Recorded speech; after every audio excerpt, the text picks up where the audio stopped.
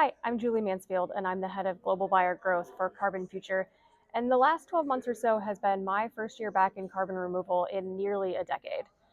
Through that time, I've been kind of everywhere. I went to San Francisco Climate Week, New York Climate Week, Singapore's Ecosperity Week, Carbon Unbound, and a whole host of other smaller events. And that included conversations with buyers, but also project developers, policymakers, and just peers in the ecosystem.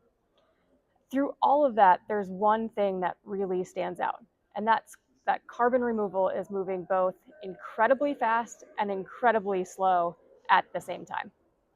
That being said, even within that, there's a few key things within the industry that really stand out right now.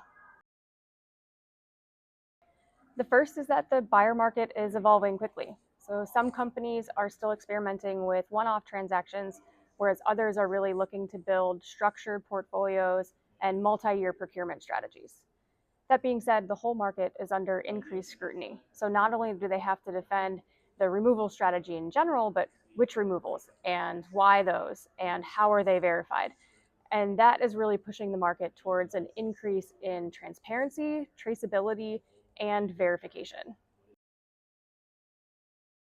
Second, policy turbulence may have shaped the year, but it didn't stall buyers.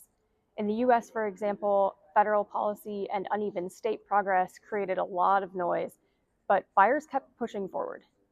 Then you started to see other regions step up as well. So conversations in Singapore really made clear that carbon removal is truly turning global and that other countries can also provide the leadership in this space.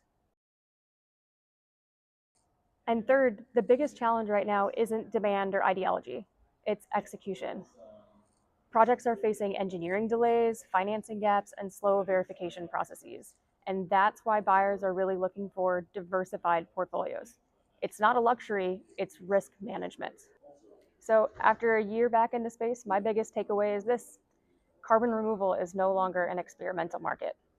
It's becoming a real one. It's messy, it's global, it's ambitious, and it's accelerating. And maybe the most exciting part is that it's not just happening in boardrooms anymore. It's happening in coffee shops and hotel lobbies and those late night conversations across continents.